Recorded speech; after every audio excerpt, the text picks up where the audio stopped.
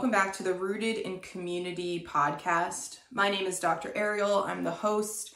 I'm also one of the co-founders of Rooted Physio Performance. It's a mobile physical therapy, personal training, and yoga company. So I'm really excited to talk to you all today on episode 2, and we titled it "Is Pain in the Brain?"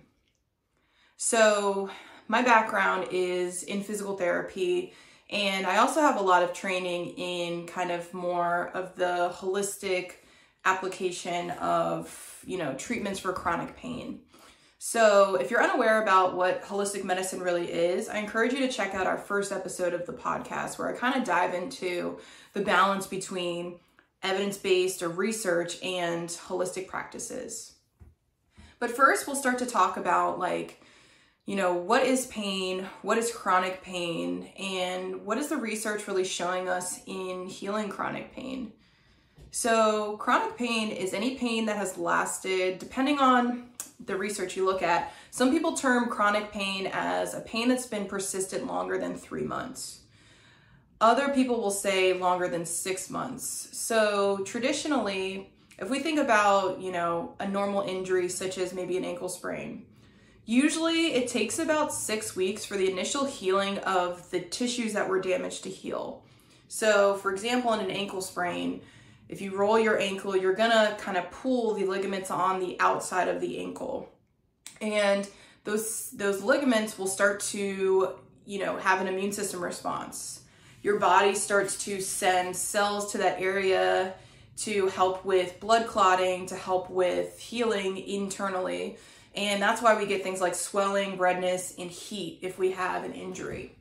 So that typically takes, the first couple of weeks is more of an acute inflammatory response. And then 6 weeks is really when we're seeing, for the most part, depending on the severity of the injury, that initial healing phase.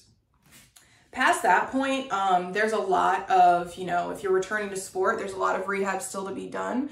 But just for today's podcast and thinking about, a traditional healing time for an injury, such as maybe like a mild ankle sprain, we'll kind of keep that as our reference point of that 6-week mark.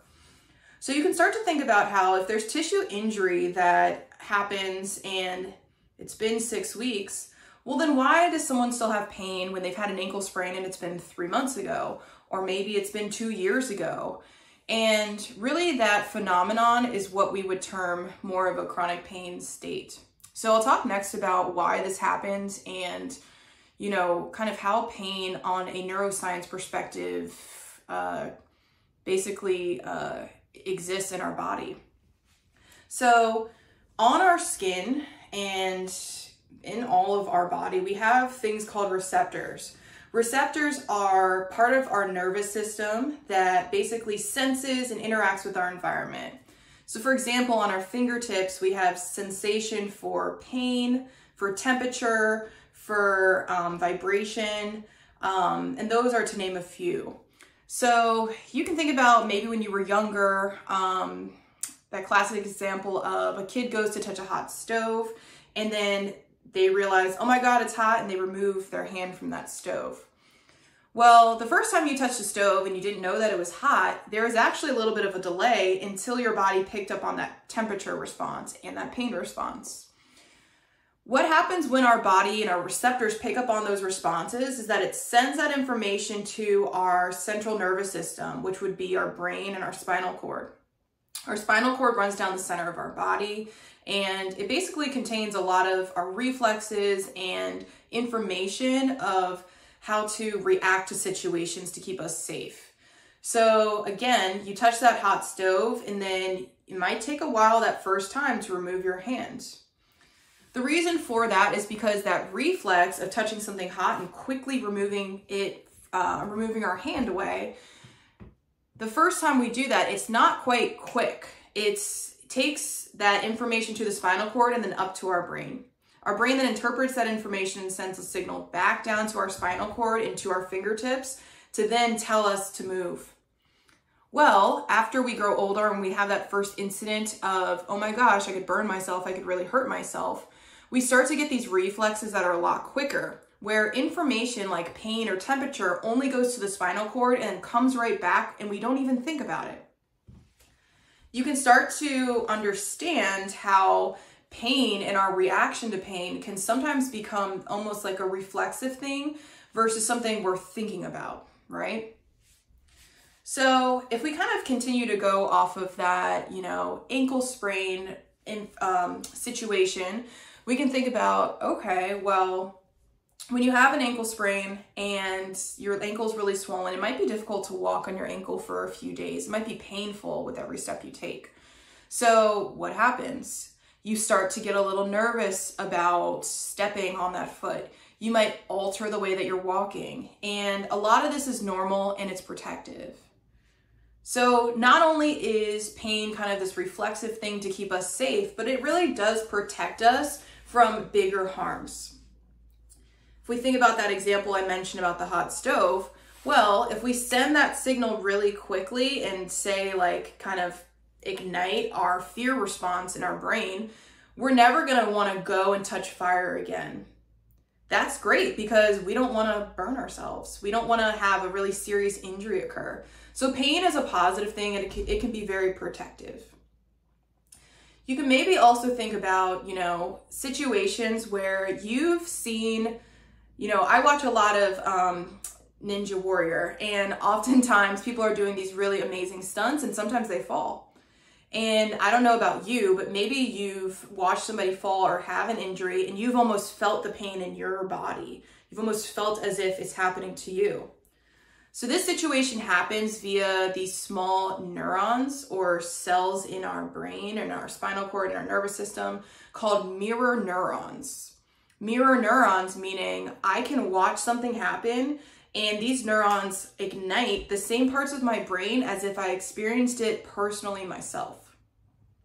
So we can start to think about how not only is pain something that can be occurring or happening because of an injury, but pain can also happen possibly because of our environment or because of how we interact with our environment or the things that we experience that might be close to us, but that we might not actually go through firsthand. So there is a lot of research about chronic pain and how pain does change and remap our brain. So we're going to talk a little bit about that next. So there's this big group of researchers led by Lorimer, Moseley, and they're in Australia, and they talk all about chronic pain. When I was going through my physical therapy program, we had to read a book called Explain Pain. It has a lot of great metaphors for chronic pain. And really, if you want to dive a little bit deeper, that's a really great source, Lorimer, Moseley, and I'll link their information, his group's information, down below in the description as well. But anyways, so basically what this group does is they research people dealing with chronic pain and also how their brain relates to their body. So a lot of the findings and kind of things that have been proven over and over again in the research is that when we deal with pain, not only are we dealing with the physical side of pain, but we're also dealing with the emotional side of pain. So that's what I want to talk a little bit about next. So let's use another example. Let's say, for instance, a car accident. Say that you're driving down the street and unfortunately you get rear-ended. You might feel jostled a little bit or maybe in a little bit of shock. But imagine that you were driving and you were going to a job interview. And that job interview, you really needed to land in order to put food on the table for your family. So you end up missing the job interview. You end up not getting that job. And not only are you now injured and you have a slight concussion, but you're also really nervous about how you're going to feed your family. So when we experience trauma, when we have, environmental situations, this all impacts the way that we perceive pain. So not only is it the fact that you might have got that mild concussion or maybe whiplash in your neck, but now your brain and your nervous system is really sensitive to the fact that you're in survival mode. You really needed this job in order to provide for your family. So in this situation, some pain or some incident that maybe you would have shrugged off and been back and going 100% in 2 weeks, well, maybe now this fear and worry actually causes this injury to linger a little bit longer, more like 6 weeks or even months. This happens in a process that we call fear avoidant behavior, or even kinesiophobia. So if we are having any thoughts that are nervous or making us scared of returning to certain movements, or if we're going through, an emotional trauma at the same time we're experiencing this pain, it can upregulate our pain receptors, meaning make them more sensitive, and actually over time create more pain receptors and more density of pain receptors in certain areas of our body. So if we again think about the hands, our fingertips are very sensitive because this is how we interact with the environment. Maybe we can think about having 10 pain receptors in the tip of our finger. Well, in a heightened state where our nervous system is really lit up, and when that happens over time, we can experience things where over time, if I'm sensitive, those pain receptors, the first time I tap my finger, really get lit up and get sent off. So a stimulus or a touch sensation that used to not hurt, such as brushing my fingertip, now becomes really painful because, again, I have these other factors that are causing my nervous system in general to be heightened. Over time, when that happens on a daily basis over the course of months, we can also start to see that there's more density of pain receptors in that same area. So instead of having 10 pain receptors, I might now have 15. So again, that same stimulus that might not have sent me into a 10 out of 10 pain is now sending me into that 10 out of 10 pain. Unfortunately, once pain has gone on for a long time, we do start to see these maladaptive behaviors as well, meaning we avoid movement. We kind of get a little bit more contained in our bodies. We kind of also, in a mental state, start to get more and more nervous. So if we think again about that ankle sprain, that situation where after 6 weeks, normal tissue healing occurs. Well, if this ankle sprain occurred when I was on the job, or maybe it occurred when I had a big event, and I really needed to be able to walk and now I can't, you can see how those worries and stresses and fears will influence the way that you heal. So how do we heal from chronic pain? Is this something that really is chronic in nature, or is it something that we're going to live with forever? And the answer is maybe not. So chronic pain is definitely multifaceted, and there's a lot of different reasons for chronic pain. If we think about kind of the more simple addition that I brought up earlier of an ankle sprain that goes on and on and on, there's also other things that can cause chronic pain, such as autoimmune conditions or a lot of emotional trauma in your life, a lot of childhood trauma that you grew up with. And really, especially in those developmental ages, in those years where our brain is developing, if we had a lot of trauma surrounding certain ways we moved our body or certain ways we used our body, then that can also impact us as we grow into adults and how we perceive movement in general. So again, this group of researchers started looking deeper into how do we heal from chronic pain? How do we lessen pain and improve function? Because realistically, chronic pain might be something that kind of flares and settles down multiple times over a lifespan. We can't, as practitioners, ever really guarantee that someone's pain is going to be completely zero. But what we can do is encourage that person, despite the pain, to be their fullest self and to live their fullest life. So really, this multimodal approach of not only physically healing the area and slowly getting into movement, I'm talking about, if walking, for example, really triggers pain, first starting with a quarter mile and doing that for a week, allowing yourself to go through mindfulness activities as you do that, so that any fearful ideas that come up, you really start to challenge those thoughts. Are these really true? Also, a big part of chronic pain management is having cognitive behavior therapy. This has been really seen in the research as a huge necessity in conjunction with physical therapy programs. And why is that? It's because it changes the way that you think about the way you move. It changes those fear adaptive behaviors or those maladaptive behaviors that are causing your body to feel like it needs to retreat. And really what all this means and all this sounds, and if we can think about one word to describe it, is how do we develop resiliency? How do we understand that life is complex, life is traumatic at times, but how do we slowly start to chip away at these traumas and build more resiliency? And really this, again, I mentioned this in the first podcast, but it's really a team-based approach.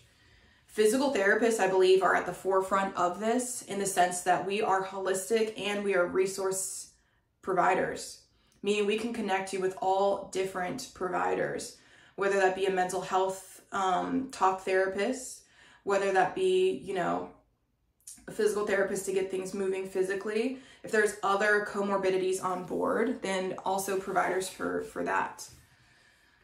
So developing resiliency and allowing yourself to know and trust that your brain is a part of your body and this pain is not only in your brain, right? I think a lot of people hear this message and they automatically feel like they're being dismissed. But that is not the message I'm trying to give and purvey here. It's really that everything matters. Your brain and your thoughts matter. The way that emotionally you feel about yourself matters. The way that you spiritually connect with yourself and others matters. The community you surround yourself with matters. The way that you talk to yourself matters. The way that you move matters. In this country, in the United States, we have a lot of people suffering from chronic pain. A lot of people going towards opioids and quote unquote creating an opioid crisis. So I think on a personal level, we have to all develop a little bit more resiliency. But if you're someone suffering with anything chronic in nature, align yourself with a team of healthcare providers who really understand that this process is not just at a tissue level. Yes, there's some things we can do with hands-on techniques to help pain calm down, and there's nothing wrong with that, but that cannot be the only thing. Manual therapy or massage are not going to save you from this process. Really kind of going after this in all the different layers and the levels, and that really multimodal approach where we have a team-based approach is really what's going to allow you to return to your life and improve your function. Thank you all so much for listening today. Let us know in the comments if you have any questions, follow-ups. Give us a subscribe if you like this message, and we hope to see you again. Peace.